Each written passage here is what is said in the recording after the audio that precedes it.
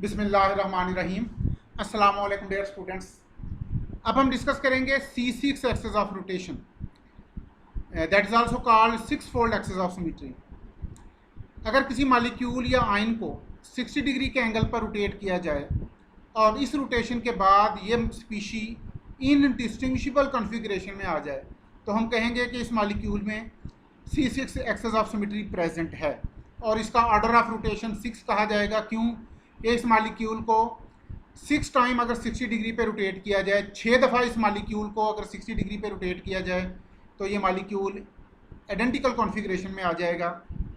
If rotation along 60 degree brings a molecule or ion to indistinguishable configuration, then molecule or ion is said to have C6 axis of symmetry. And 6 times rotation along 60 degree brings this molecule to identical configuration. Therefore, order of rotation is called 6.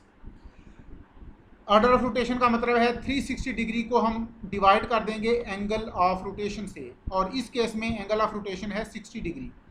360 divided by 60 it is equal to 6, that is called order of rotation. अब पहले देखते हैं कौन से molecule और ions हैं जिनमें C6 axis of symmetry नहीं होगा। तो there is long list: V shaped molecule, triangular planar molecule, trigonal pyramidal molecule, trigonal bipyramidal molecule, square planar molecule, square pyramidal molecule, pentagonal planar molecule, pentagonal bipyramidal molecule, pentagonal pyramidal molecule and octahedral molecule. In all these molecule there is no C6 axis of symmetry. अब देखते हैं कौन से molecule हैं जिनमें C6 axis of symmetry होता है। इसके लिए ये वीडियो मुलाज़ा फरमाएं, और ये वीडियो बनाने में मैं शुक्रगुजार हूँ अपनी हाउस वाइफ का, जिन्होंने बार बार वीडियो बनाने में मेरी हेल्प की। ये जिन मॉलिक्यूल में C6 एक्सेस ऑफ सिमेट्री होता है: बेंजीन, हेक्साक्लोरोबेंजीन। हेक्साक्लोरोबेंजीन जिसमें हर कार्बन के साथ एक क्लोरो ग्रुप अटैच हो, या कोई भी hexa substituted benzene having same substituent at all 6 position. इन मॉलिक्यूल में हम ऑलरेडी डिस्कस कर चुके हैं there are 7 C2 axis of symmetry, और अब हम देखेंगे कि इन मॉलिक्यूल में there is 1 C3 axis of symmetry and 1 C6 axis of symmetry as well. ये देखिएगा, ये मॉलिक्यूल है, ये बेंजीन का मॉलिक्यूल। इसको यूं भी रिप्रेजेंट कर सकते हैं, इस तरह भी रिप्रेजेंट कर सकते हैं, लेकिन बेहतर तरीका है कि इसको यूं रिप्रेजेंट किया जाए।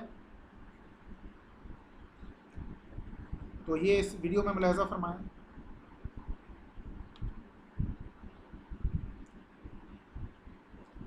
This is hexagonal molecule.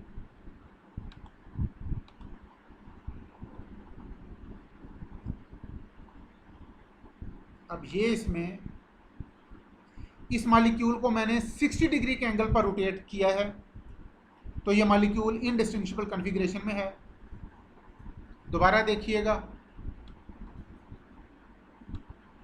ये देखें,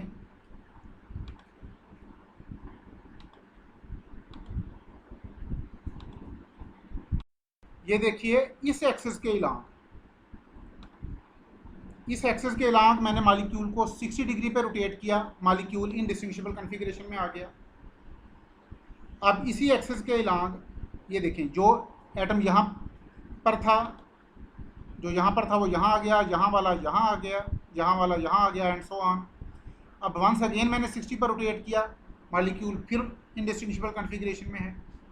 वंस अगेन 60 डिग्री पर रोटेट किया, ये देखिए मैं इसको 60 डिग्री पर रोटेट करता जा रहा हूँ, और हर दफ़ा इनडिस्टिंग्विशेबल कॉन्फ़िगरेशन हमारे सामने है। और जब 6 दफ़ा जब इस मॉलिक्यूल को मैं इस एक्सिस के अलांग 60 डिग्री पर रोटेट करूँगा तो ये मॉलिक्यूल आइडेंटिकल कॉन्फ़िगरेशन में आ जाएगा इस एक्सिस के अलांग। और इसी एक्सेस के अलांग इस मॉलिक्यूल में C3 एक्सेस ऑफ सिमेट्री भी है। ये दोनों ग्रुप जिनको मैंने अभी बाल पॉइंट से टच किया, ये अपनी पोजीशन इंटरचेंज कर, ये जो यहाँ पर ग्रुप है वो अब यहाँ पर आ जाएगा, और यहाँ वाला यहाँ पर चला जाएगा, और ये वाला यहाँ पर आ जाएगा। अगर इस वर्टिकल एक्सिस के अलोंग इस मॉलिक्यूल को मैं 120 डिग्री पर रोटेट करूं, इसका मतलब है इसी एक्सिस के along C3 axis of symmetry भी है। ये देखें, इस एक्सिस के अलोंग मैंने 120 डिग्री पर रोटेट किया, मॉलिक्यूल इंडिस्टिंग्विशेबल कॉन्फ़िगरेशन में है।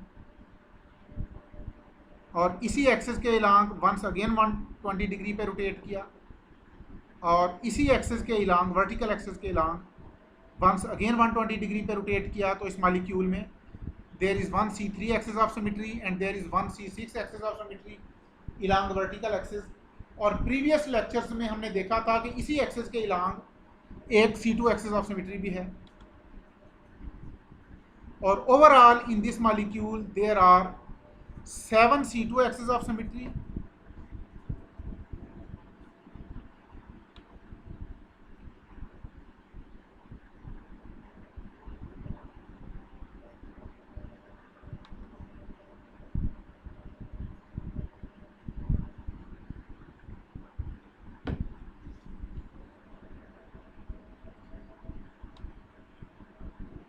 इन hexagonal molecule,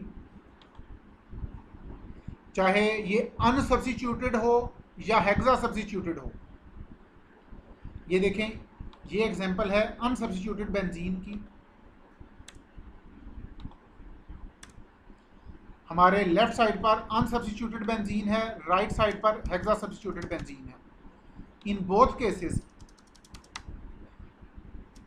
there are 7 C2 axis of symmetry, there is one C3 axis of symmetry, and there is one C6 axis of symmetry. Thank you very much, dear students.